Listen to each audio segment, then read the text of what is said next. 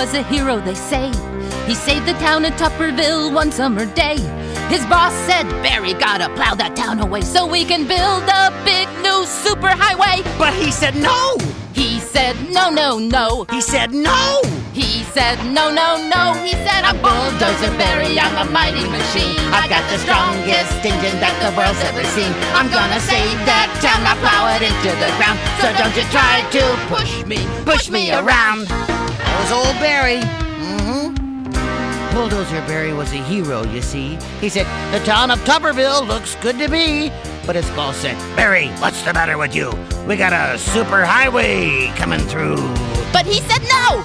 He said no, no, no. He said no. He said no, no, no. He said, I'm Bulldozer Barry, I'm a mighty machine. I got the strongest engine that the world's ever seen. I'm gonna save that town, I'll plow it into the ground. So don't you try to push me around. Try to push me around.